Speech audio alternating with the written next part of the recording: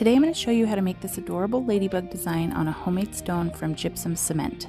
There's a link in the description if you'd like to learn how to make stones like this for your own rock painting. Now that I've got the design lined out, let's go ahead and take this bright magenta pink paint, and I'm going to outline the top part, which will be the head of the ladybug, and then the bottom part that will show under the wings. This may take a couple of coats just because these homemade stones can be a little bit porous, and so they soak the paint up, and you want to make sure that you have a nice bright color and lots of good coverage. So there will be a couple of coats on here. Next, I'm going to take this light pink and go ahead and fill in the wings on the ladybug. So both sides of the wings, this will be kind of the larger base coat of the design.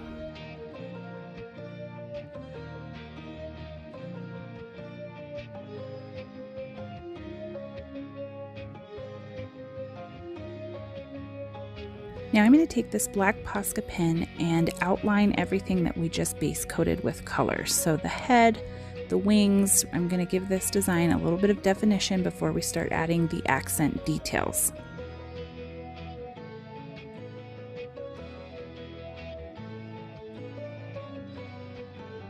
So the first detail that I'm going to add is this hologram glitter paint. This is a nice clear glitter paint that catches the light really beautifully once you get resin on the stones. So I'm going to cover all of the wings of the ladybug. So all of the light pink basically is going to get a coat of this hologram glitter paint. I'm going to correct my previous statement. I wouldn't call this clear glitter paint. The glitter is actually iridescent, and that's why it catches the light so well. The next step is going to be to take some black paint and then some varied sizes of dotting tools. I like these mandala dotting tools for this because they're numbered and you can kind of sort through them to pick several different sizes. So I'm going to start with a larger dot, and I often will tap the dotting tool to get the paint to settle down and have good coverage on the dotting tool before I add the dots. And then I'm going to take a paintbrush to just kind of swirl any peaks out of that paint, and then go down to a smaller dotting tool and another smaller dotting tool to add some random ladybug dots. Next, I'm going to take some white paint and a fairly large dotting tool and start to add the eyeballs to the ladybug. So I'm going to go ahead and place these and then swirl out the peaks with a paintbrush, and then you want to make sure that you let this dry fully before you go for the next color. So for my next color, I'm going to use this bright blue kazoo. It's really pretty.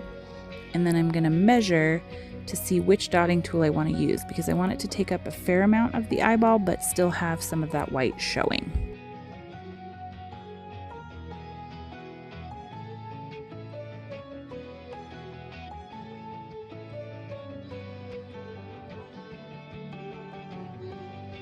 Now I'm going to take some black paint and add the pupils to the eyeballs, and then I'm going to take a very small nail dotting tool and some white paint and add a couple of accent, almost like reflections I guess, in the pupil, and this just really brings some life to the eyes. It's very cute. Now I'm going to take my Sakura Pigma fine brush pen and add some eyelashes to the eyes, and then go ahead and also outline around the eyes.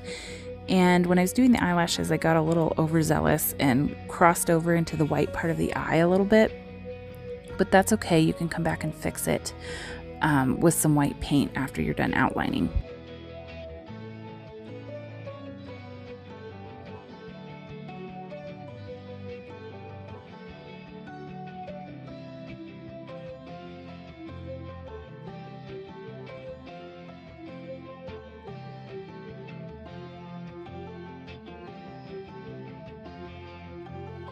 You can really see how cute the eyes are and how it really brings the design to life. And now she's got a smile, and we're going to add some rosy cheeks to add a little bit more character to this design. So cute!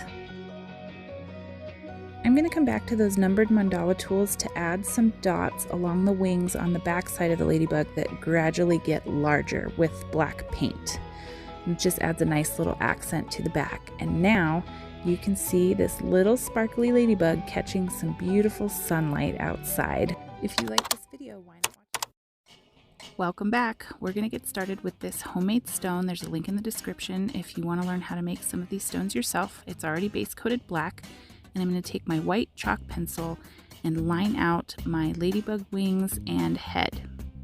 Next, I'm going to take this dragonfly glaze. This is the gold, red, violet shifting color, and I am going to give a quick coat of both of my ladybug wings.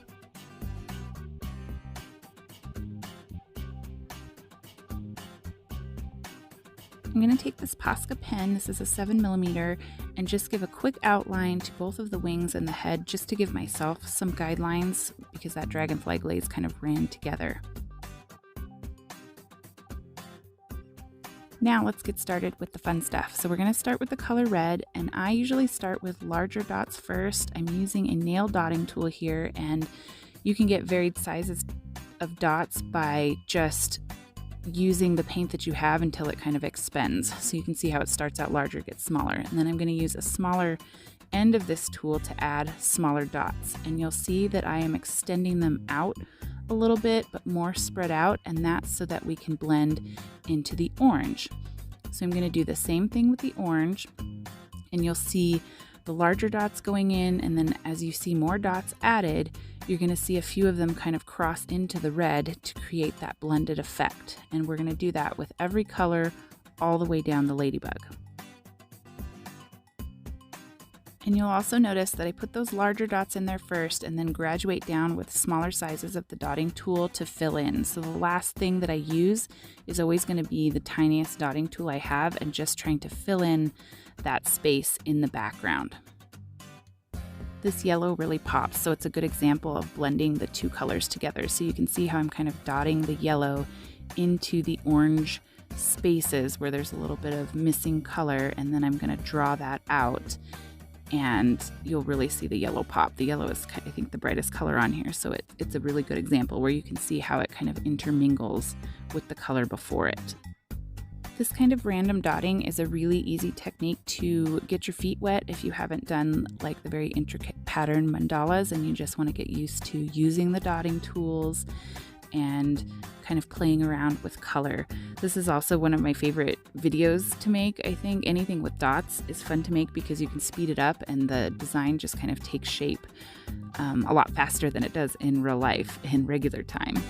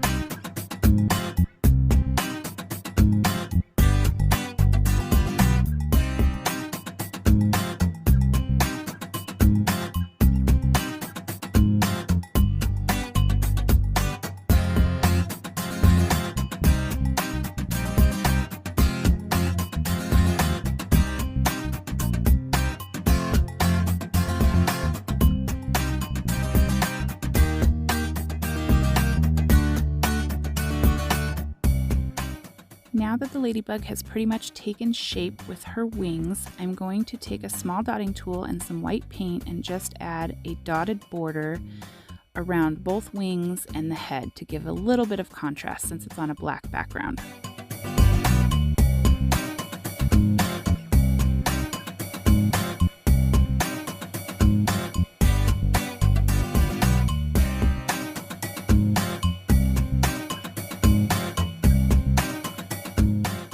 Now we're going to give this sweet little bug some personality by adding some eyeballs. So this is just going to be a series of larger to smaller dots. So starting with a large white dot, and then I swirled it with a dotting tool to get any of the peaks out, and then we're going to add some blue paint, and the eyes are kind of looking up. Same thing, you can swirl the peaks out, and then add a black pupil.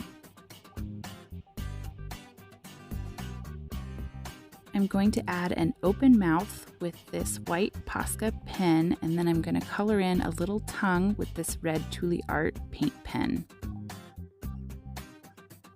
Next, I'm going to take some light pink paint and add some rosy cheeks with a dotting tool and swirl out the peaks. And then I'm going to take my small dotting tool and some white paint and add some tiny little dots to the black pupils. And there's our sweet little cheerful ladybug. Thanks for stopping by. Today we're going to make some adorable Lisa Frank ladybugs. So I'm calling all of my friends who were school-aged, either elementary or middle school, in the early to mid 90s. You know who Lisa Frank is, and you know her signature bright color animal print design. So that's exactly what we're going to put on this ladybug. I'm going to start with some Liquitex gesso to make sure that the colors get good solid coverage, because going over black is tricky, and then using neon paints is also tricky to get nice solid opaque coverage.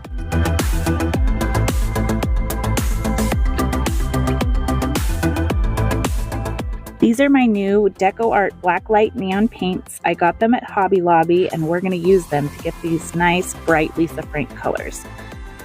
So neon paints are often tricky to get solid coverage, so I am noticing that right away. One of the tricks you can do that I did not do in this video is that you can mix a little bit of gesso in with each color, and that helps it get solid coverage faster. Or you can just do many coats. So I'm just going to keep continuing to give this several coats of color until I get the nice bright colors that I want. I'm kind of blending along the lines where the color meets, sort of like I do with my sunsets, but I'm not super worried about it being nice and, you know, soft blending, because there's going to be a design that goes over the top of this.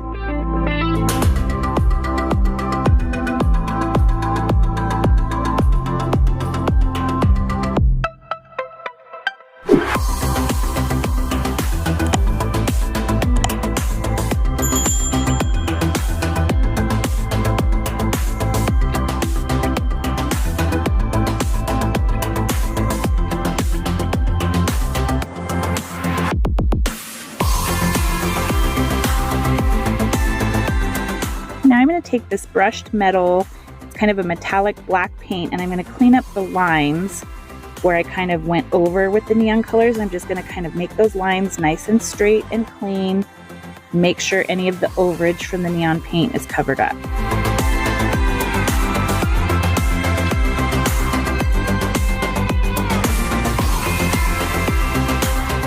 I'm also going to draw that center line between the wings right up the middle of our ladybug. And then I'm going to take some extreme hologram glitter paint, and I'm going to cover all of the neon paint to give it a nice sparkly base.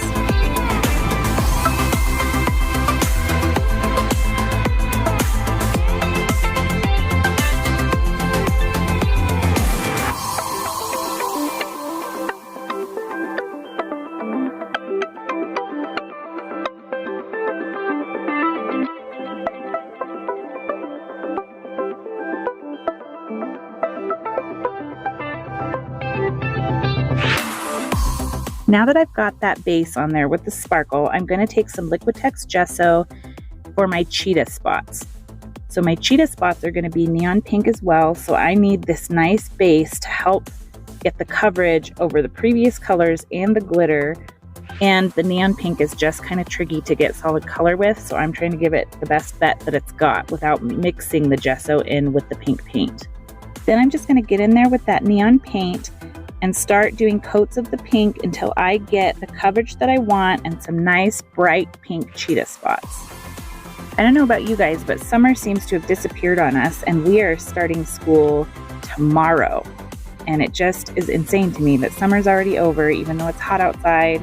The kids are going back to school, and that just means fall is coming, and then Halloween, and then Christmas, and then New Year's, and then we start it all over again.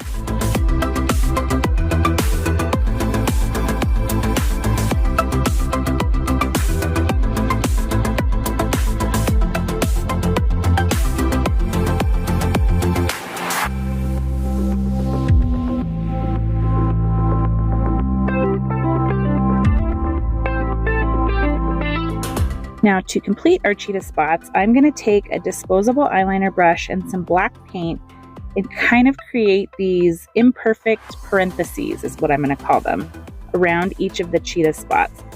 So it's kind of encircling it on each side, and it might be where the spot is kind of crooked, it might be where it's round, but you just kind of want to go with the shape and you don't want any two of them to look the same, so that's why I'm calling them imperfect parentheses. Then once those are down, I'm going to also add some little black spots in the open spaces in between the cheetah spots.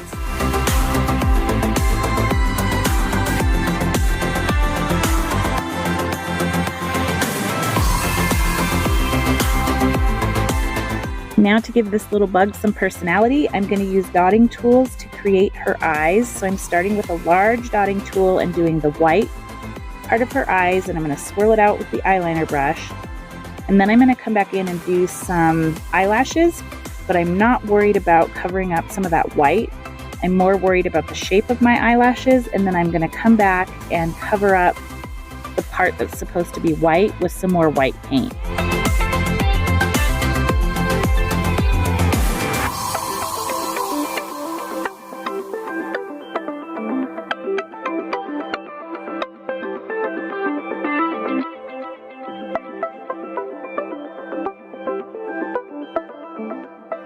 Next, I'm going to add some blue pupils to this little ladybug's eyes, and then while those are drying, I'm going to come back in and create a nice little happy face with a white Posca PC1MR, and then I'm going to fill in a little tongue inside her mouth.